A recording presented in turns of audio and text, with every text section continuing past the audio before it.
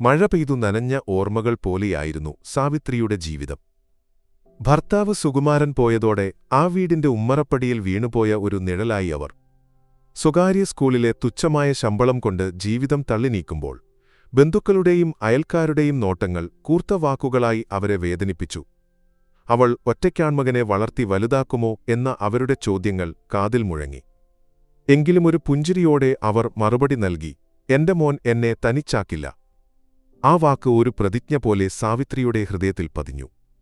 അരുൺ സാവിത്രിയുടെ ജീവിതത്തിലെ ഏക പ്രതീക്ഷയും വെളിച്ചവുമായിരുന്നു.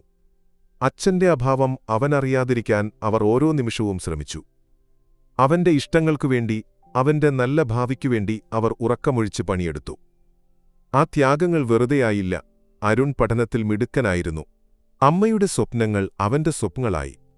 കോളേജ് ജീവിതം അരുണിനൊരു പുതിയ ലോകം തുറന്നുകൊടുത്തു. അവിടുത്തെ തിരക്കിട്ട ജീവിതത്തിൽ അവൻ പൂർണ്ണമായും മുഴുകി. അവന് ഒരുപാട് സുഹൃത്തുക്കളുണ്ടായിരുന്നു. പക്ഷേ എല്ലാവരിൽ നിന്നും വ്യത്യസ്തമായി ഒരാൾ അവന്റെ ജീവിതത്തിലേക്ക് കടന്നുവന്നു: ദുളര. ആദ്യ കാഴ്ചയിൽ അരുൺ അവളിൽ ഒരു പ്രത്യേകത കണ്ടു. വെള്ളിനൂലുകൾ പോലെ ചിതറിയ മുടിയും ഭംഗിയുള്ള കണ്ണുകളും അതിനേക്കാളുപരി എല്ലാറ്റിനോടും ഒരുതരം നിസ്സംഗത പുലർത്തുന്ന അവളുടെ ഭാവവും. ഒരു ദിവസം കാന്റീനിലിരിക്കുമ്പോൾ ഒരു കൂട്ടം വിദ്യാർത്ഥികൾ ദുളരയെ കളിയാക്കുന്നത് അരുൺ കണ്ടു. "ദേ ട്രാൻസ്ജെൻഡർ വരുന്നു" എന്നായിരുന്നു അവരുടെ പരിഹാസം. സമൂഹം അവളെ എങ്ങനെ കാണുന്നു എന്നതിന്റെ നേർക്കാഴ്ചയായിരുന്നു അത്. അരുണിന്റെ ഉള്ളിൽ ദേഷ്യം തിളച്ചു. അവൻ അവരുടെ അടുത്തേക്ക് ചെന്ന്, "നിങ്ങൾ ആരെയാണ് കളിയാക്കുന്നത്? അവൾക്കും നമ്മളെപ്പോലെ ജീവിക്കാൻ അവകാശമുണ്ട്" എന്ന് പറഞ്ഞു. ആ നിമിഷം ദുളരയുടെ കണ്ണുകളിൽ ഒരു നനവ് അരുൺ കണ്ടു. അരുണും ദുളരയും പരസ്പരം താങ്ങും തണലുമായിരുന്നു. അരുണിന്റെ മനസ്സിലെ ഭാരങ്ങൾ ദുളര കേട്ടു. അച്ഛനെ നഷ്ടപ്പെട്ടതിന്റെ വേദന, അമ്മയെ തനിച്ചാക്കിപ്പോയതിന്റെ കുറ്റബോധം. ദുളരയുടെ ജീവിതം അതിനേക്കാൾ ദുരിതമയമായിരുന്നു. സ്വന്തം വീട്ടിൽ നിന്നും സമൂഹത്തിൽ നിന്നും നേരിട്ട തിരസ്കരണങ്ങളാരും സ്നേഹിക്കാനില്ലാത്തതിന്റെ വേദന. അവർ പരസ്പരം അവരുടേതായ ഒരു ലോകം പണിതു. പുസ്തകങ്ങൾ, പാട്ടുകൾ, സ്വപ്നങ്ങൾ. ആ ലോകത്തിൽ അവർ മാത്രമേ ഉണ്ടായിരുന്നുള്ളൂ. ദുളരയുടെ ഏറ്റവും വലിയ സ്വപ്നം സ്വന്തമായി ഒരു വീട്ടിൽ സമാധാനമായി ജീവിക്കുക എന്നതായിരുന്നു. ആ സ്വപ്നം പൂർത്തിയാക്കാൻ അരുൺ അവളെ സഹായിച്ചു. എന്നാൽ ആ സൗഹൃദത്തിന് അധികം ആയുസ്സുണ്ടായില്ല. ഒരു വാഹനാപകടത്തിൽ ദുളര മരിച്ചു. അരുണിന്റെ ലോകം ഒറ്റ നിമിഷം കൊണ്ട് തകർന്നുപോയി. അവന്റെ ഉള്ളിലെ വെളിച്ചമണഞ്ഞു. ദുളരയുടെ മരണത്തോടെ അവൻ ഒരുപാട് മാറി. ചിരികൾ മാഞ്ഞു, സംസാരം കുറഞ്ഞു. അമ്മയോട് പോലും അവൻ അകലം പാലിച്ചു തുടങ്ങി. പുറമേ അച്ഛന്റെ ബിസിനസ് ഏറ്റെടുത്ത് വിജയത്തിലേക്ക് നയിച്ച ഒരു ബിസിനസ്സുകാരനായി മാറിയെങ്കിലും അവന്റെ ഉള്ളിൽ ദുഃഖം അവനെ വേട്ടയാടി. ദുളരയുടെ ഓർമ്മകൾ ഒരു നിഴൽ പോലെ അവനെ പിന്തുടർന്നു. ആ മാനസികാഘാതം അവന്റെ ജീവിതം മുഴുവൻ ഇരുട്ടുപോലെ നിറഞ്ഞുനിന്നു. അരുണിന്റെ ബിസിനസ് വലിയ വിജയമായതോടെ സാവിത്രിയുടെ മനസ്സിൽ അടുത്ത ആഗ്രഹമുണർന്നു: മകന്റെ വിവാഹം. അരുണിനു വേണ്ടത് സൗന്ദര്യവും പണവും വിദ്യാഭ്യാസവുമുള്ള ഒരു പെൺകുട്ടിയെയായിരുന്നു. അങ്ങനെയാണ് ആദ്യത്തെ വിവാഹം നിശ്ചയിക്കപ്പെടുന്നതൊരു വലിയ തറവാട്ടിലെ പെൺകുട്ടിയായ രാധികയുമായി. അരുണിന്റെ അച്ഛനെപ്പോലെ തന്നെ മകനും ഒരുപാട് സമ്പാദിക്കുന്ന ആളായതുകൊണ്ട് രാധികയുടെ കുടുംബത്തിന് ഈ വിവാഹത്തിന് സമ്മതിക്കുന്നതിൽ രണ്ടാമതൊന്ന് ആലോചിക്കേണ്ടി വന്നില്ല. വിവാഹത്തിനു മുൻപുള്ള ദിവസങ്ങളിൽ അരുൺ പതിവില്ലാത്ത വിധം സന്തോഷവാനായി കാണപ്പെട്ടു. സാവിത്രിയുടെ മനസ്സിൽ സന്തോഷം നിറഞ്ഞു. എന്നാൽ ആദ്യ രാത്രിയിൽ മുറിയിൽ കയറിയ രാധിക ഒരുപാട് നേരം കഴിഞ്ഞിട്ടും പുറത്തുവരാൻ കൂട്ടാക്കിയില്ല. സാവിത്രി വാതിലിൽ തട്ടിവിളിച്ചു. അകത്തുനിന്ന് ഭയന്നു വിറച്ച ഒരു നിലവിളി മാത്രം. രാധിക വാതിൽ തുറന്നപ്പോൾ അവൾ ഭയന്നു വിറച്ച് നിസ്സഹായയായി നിൽക്കുകയായിരുന്നു. അവൾ നേരെ അവളുടെ വീട്ടിലേക്ക് പോയി. സംഭവിച്ചതെന്താണെന്ന് ആരും ചോദിച്ചില്ല, അവളും പറഞ്ഞില്ല. ആ വിവാഹം ആദ്യ രാത്രിയിൽ തന്നെ അവസാനിച്ചു. ബന്ധുക്കളും നാട്ടുകാരും ചോദ്യങ്ങൾ കൊണ്ട് സാവിത്രിയെ വീർപ്പുമുട്ടിച്ചു. "നിങ്ങളുടെ മോന് എന്തോ കുഴപ്പമുണ്ടോ?" എന്ന അവരുടെ നോട്ടങ്ങൾ സാവിത്രിയുടെ ഹൃദയത്തിൽ ഒരു മുറിപ്പാടായി. പക്ഷേ സാവിത്രി തോറ്റുകൊടുക്കാൻ തയ്യാറായില്ല. രാധികയ്ക്ക് മാനസികമായി പ്രശ്നങ്ങളുണ്ടായിരിക്കാം എന്നവർ സമാധാനിച്ചു. രണ്ടാമത്തെ വിവാഹത്തിന് അവർ കൂടുതൽ ശ്രദ്ധിച്ചു. അവർക്ക് കിട്ടിയ വിദ്യാഭ്യാസമുള്ള, ആത്മവിശ്വാസമുള്ള ഒരു പെൺകുട്ടിയെയായിരുന്നു. അവളുടെ പേര് ദിയ. ദിയയെ കാണാൻ വന്നപ്പോൾ അരുൺ അന്ന് കുറച്ചുകൂടി സംസാരിച്ചു, അവളോട് കുറച്ചുകൂടി അടുത്തിടപഴകി. സാവിത്രിക്കത് ആശ്വാസമായി. വിവാഹത്തിനു മുൻപ് ദിയ അരുണിനോട്, "എന്താണ് നിങ്ങളുടെ ആദ്യ വിവാഹത്തിൽ സംഭവിച്ചത്?" എന്ന് ചോദിച്ചപ്പോൾ അരുൺ ഒഴിഞ്ഞുമാറി. പക്ഷേ ദിയ അത് കാര്യമാക്കിയില്ല. അവൾ അരുണിനെ വിശ്വസിച്ചു. രണ്ടാമത്തെ വിവാഹവും വളരെ ആഘോഷമായി നടന്നു. ആദ്യ രാത്രിയിൽ മുറിയിൽ കയറുന്നതിനു മുൻപ് ദിയ അരുണിനോട് സന്തോഷത്തോടെ ചിരിച്ചു, "ഞാനുണ്ടുകൂടെ" എന്നു പറഞ്ഞു. പക്ഷേ അടുത്ത ദിവസം രാവിലെ ദിയയുടെ അമ്മ സാവിത്രിയെ ഫോണിൽ വിളിച്ചു. "എന്റെ മോളെ, എനിക്ക് തിരിച്ചു വേണം, നിങ്ങൾ അവളെ കൊല്ലാക്കൊല ചെയ്യുകയാണോ?" എന്ന് കരഞ്ഞുകൊണ്ട് ചോദിച്ചു. ദിയയും തലേദിവസത്തെപ്പോലെ ഭയന്നു വിറച്ചു നിൽക്കുന്നുണ്ടായിരുന്നു. അവൾ സാവിത്രിയോട് "നിങ്ങളുടെ മോന് ഒരു മനോരോഗമുണ്ടൊരു ഡോക്ടറെ കാണിക്കണം" എന്നു പറഞ്ഞു. സാവിത്രിക്ക് അത് സഹിക്കാൻ കഴിഞ്ഞില്ല. അവർ അവരെ വഴക്കു പറഞ്ഞ് വീട്ടിൽ നിന്ന് ഇറക്കിവിട്ടു. 2 വിവാഹങ്ങൾ പരാജയപ്പെട്ടപ്പോൾ സാവിത്രി ഒറ്റപ്പെട്ടു. ബന്ധുക്കളുടെ ചോദ്യങ്ങളും നാട്ടുകാരുടെ കുറ്റപ്പെടുത്തലുകളും സഹിക്കാൻ കഴിയാതെ അവർ വീടിനുള്ളിൽ ഒതുങ്ങിക്കൂടി. "എന്റെ മോന് ഒരു കുഴപ്പവുമില്ല, അവൻ തിരിച്ചുവരും" എന്ന് അവർ സ്വയം പറഞ്ഞു. അരുണിന്റെ മനസ്സിൽ എന്താണ് നടക്കുന്നതെന്ന് അറിയാതെ സാവിത്രി ദിവസങ്ങൾ തള്ളിനീക്കി. "മോനെയമ്മയ്ക്ക് നിന്നെയോർത്ത് പേടിയാകുന്നു." അരുണിന്റെ മുറിയിലിരുന്ന് അവന്റെ വിരലുകൾ തലോടിക്കൊണ്ട് സാവിത്രി പറഞ്ഞു. സാവിത്രിയുടെ മനസ്സിൽ ഒരുതരം ഭാരം നിറഞ്ഞിരുന്നു. ആ മുറിയിലേക്ക് കടന്നപ്പോൾ അവർക്ക് മകന്റെ മുഖത്തുപോലും ഒരുതരം മടുപ്പ് കാണാൻ കഴിഞ്ഞു. "അമ്മ എന്തിനാണ് എന്നെ ഇങ്ങനെ വിഷമിപ്പിക്കുന്നത്? എനിക്ക് ഒരു കുഴപ്പവുമില്ല," അരുൺ ദേഷ്യത്തോടെ പറഞ്ഞു. അവന്റെ വാക്കുകൾ സാവിത്രിയുടെ ഹൃദയത്തിൽ ഒരു കൊളുത്തുപോലെ കൊണ്ടു. "എന്താ മോനെ ഇത്? നിനക്കിഷ്ടമില്ലെങ്കിൽ ഈ വിവാഹത്തിന് സമ്മതിക്കണ്ടായിരുന്നു. പക്ഷേ നിന്റെ വാശി കാരണം ഇത് 3ാമത്തെ പ്രാവശ്യമാണ് ഇത് സംഭവിക്കുന്നത്," സാവിത്രി കരഞ്ഞുകൊണ്ട് പറഞ്ഞു. അരുൺ അമ്മയെ നോക്കി. അവന്റെ കണ്ണുകളിൽ ഒരുതരം ശൂന്യതയായിരുന്നു. അവൻ തന്റെ മുറിയിലെ ഭിത്തിയിൽ പതിഞ്ഞ് ഒരു ചിത്രം നോക്കിയതിൽ ദുളരിയുടെ പുഞ്ചിരിക്കുന്ന മുഖം. ആ ചിത്രം അരുണിന്റെ ജീവിതത്തിൽ ഒരു വഴിത്തിരിവായിരുന്നു. അവൻ അത് നോക്കി ഒരു ചിരി ചിരിച്ചു. അവന്റെ ചിരിയിൽ ഒരുതരം വിഷാദത്തിന്റെ സ്പർശമുണ്ടായിരുന്നു. "എന്താ മോനെ, നീ ഇങ്ങനെ ചിരിക്കുന്നത്?" സാവിത്രിയുടെ ശബ്ദം വിറച്ചു. "ഒന്നുമില്ലമ്മേ, എനിക്ക് ഒരു കുഴപ്പവുമില്ല." അരുൺ പെട്ടെന്ന് മുറിയിൽ നിന്ന് പുറത്തേക്കിറങ്ങിപ്പോയി. 2 വിവാഹങ്ങൾ പരാജയപ്പെട്ടപ്പോൾ സാവിത്രിക്ക് അത് സഹിക്കാൻ കഴിഞ്ഞില്ല. ബന്ധുക്കളും നാട്ടുകാരും ചോദ്യങ്ങൾ കൊണ്ട് സാവിത്രിയെ വീർപ്പുമുട്ടിച്ചു. "നിങ്ങളുടെ മോന് എന്തോ കുഴപ്പമുണ്ടോ?" അവരുടെ നോട്ടങ്ങൾ സാവിത്രിയുടെ ഹൃദയത്തിൽ ഒരു മുറിപ്പാടായി. "അവന് ഒരു കുഴപ്പവുമില്ല, അവൻ തിരിച്ചുവരും," അവർ സ്വയം പറഞ്ഞു. 3ാമത്തെ വിവാഹത്തിന് അവർ കൂടുതൽ ശ്രദ്ധിച്ചു. അവർക്ക് കിട്ടിയ വിദ്യാഭ്യാസമുള്ള ആത്മവിശ്വാസമുള്ള ഒരു പെൺകുട്ടിയെയായിരുന്നു. അവളുടെ പേര് മീര. അരുണിന് മീരയെ ഇഷ്ടമല്ലായിരുന്നു. പക്ഷേ അമ്മയുടെ നിർബന്ധം കാരണം അവൻ ഈ വിവാഹത്തിന് സമ്മതിച്ചു.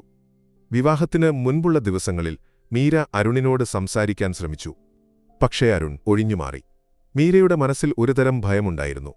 പക്ഷേ അവൾ അത് പുറത്തു കാണിച്ചില്ല. അവൾ അരുണിനെ വിശ്വസിച്ചു. 3ാമത്തെ വിവാഹവും വളരെ ആഘോഷമായി നടന്നു. ആദ്യ രാത്രിയിൽ മുറിയിൽ കയറുന്നതിനു മുൻപ് മീര അരുണിനോട് സന്തോഷത്തോടെ ചിരിച്ചു. "ഞാനുണ്ടുകൂടെ" എന്ന് പറഞ്ഞു. "എനിക്കൊന്നും പറയാൻ കഴിയില്ലമ്മേ, പക്ഷെ ഞാൻ തിരിച്ച് വീട്ടിലേക്ക് പോകുന്നില്ല," മീര പറഞ്ഞു. സാവിത്രിക്ക് മീരയുടെ വാക്കുകൾ വിശ്വസിക്കാൻ കഴിഞ്ഞില്ല. അവർ മീരയെ വീട്ടിലേക്ക് കൂട്ടിക്കൊണ്ടുപോയി. മീരയുടെ മനസ്സ് ഒരുപാട് വേദനിച്ചു. പക്ഷെ അവൾ തിരിച്ചു വീട്ടിലേക്ക് പോയില്ല. അവൾ അരുണിനെ മനസ്സിലാക്കാൻ ശ്രമിച്ചു. എന്താണ് അവന് സംഭവിക്കുന്നതെന്ന് അവൾക്കറിയണമായിരുന്നു. അവൾ അരുണിന്റെ മുറിയിൽ ഒളിച്ചിരുന്നു. "അമ്മേ, ആ കസേരയുടെ പിന്നിൽ ഒളിച്ചിരുന്നോളൂ." മീരയുടെ ശബ്ദം നേർത്തതായിരുന്നു, ഭയം കലർന്ന ഒന്ന്. സാവിത്രിയും മീരയും മുറിയിൽ ഒളിച്ചിരുന്നു. പുറത്ത് കാറിന്റെ ശബ്ദം കേട്ട് അവർക്ക് മനസ്സിലായി അരുൺ വന്നെന്ന്. അവർക്ക് ഹൃദയമിടിപ്പ് കൂടി. മീരയുടെ കൈകൾ വിറച്ചു. സാവിത്രി അവളെ ചേർത്തുപിടിച്ചു. അരുൺ മുറിയിലേക്ക് കയറി വന്നു. അവൻ സാധാരണ പോലെ ഷൂസും ജാക്കറ്റും മാറ്റി. എന്നിട്ട് മുറിയിലെ ജനലുകൾ എല്ലാം അടച്ചു. പെട്ടെന്ന് അവന്റെ ഭാവം മാറി. അവൻ ഭിത്തിയിലെ ദുളരിയുടെ ചിത്രം നോക്കി. അവന്റെ കണ്ണുകളിൽ ഒരുതരം ഭ്രാന്തൻ ചിരിവിരിഞ്ഞു. "നീ എവിടെയായിരുന്നു ദുളര? ഞാൻ നിന്നെ എത്ര നേരമായി കാത്തിരിക്കുന്നു." അവൻ സ്വയം സംസാരിക്കാൻ തുടങ്ങി. സാവിത്രിയും മീരയും ഭയന്നു വിറച്ചു. അരുൺ മുറിയിലെ ഒരു അലമാര തുറന്നു. അതിൽ നിന്ന് ഒരുപാട് സ്ത്രീകളുടെ വസ്ത്രങ്ങൾ, മുടിമേക്കപ്പ് സാധനങ്ങൾ. "നിങ്ങൾ എന്റെ സന്തോഷം നശിപ്പിക്കാൻ വന്നതാണോ? എന്റെ ദുളരയെ നിങ്ങൾ നശിപ്പിക്കില്ല." അവന്റെ ശബ്ദമുയർന്നപ്പോൾ മീര ഭയന്ന് മുറിയിൽ നിന്ന് ഓടിപ്പോയി. സാവിത്രി അരുണിനെ നോക്കി. അവളുടെ കണ്ണുകൾ നിറഞ്ഞു. "മോനെ, ഇതെന്താ?" സാവിത്രിയുടെ ശബ്ദം നേർത്തു. "അമ്മേ, നിങ്ങൾ എന്റെ സന്തോഷം നശിപ്പിക്കരുത്. അവൾ എന്റെ ഭാര്യയാണവൾ എന്റെ കൂടെയാണ്." പെട്ടെന്ന് സാവിത്രിയുടെ ഫോൺ ബെല്ലടിച്ചു. അത് അരുണിന്റെ കൂട്ടുകാരനായിരുന്നു. "ആന്റി, ഞാൻ അരുണിന്റെ കൂട്ടുകാരനാണ്. അരുണിനൊരു പ്രശ്നമുണ്ട്." "എന്ത് പ്രശ്നം?" എന്റെ മോന് ഒരു കുഴപ്പവുമില്ല. സാവിത്രി കരഞ്ഞുകൊണ്ടു പറഞ്ഞു. അരുണിനെ മയക്കുമരുന്ന് കൊടുത്ത് ഉറക്കി ഡോക്ടർ അവനെ പരിശോധിച്ചു.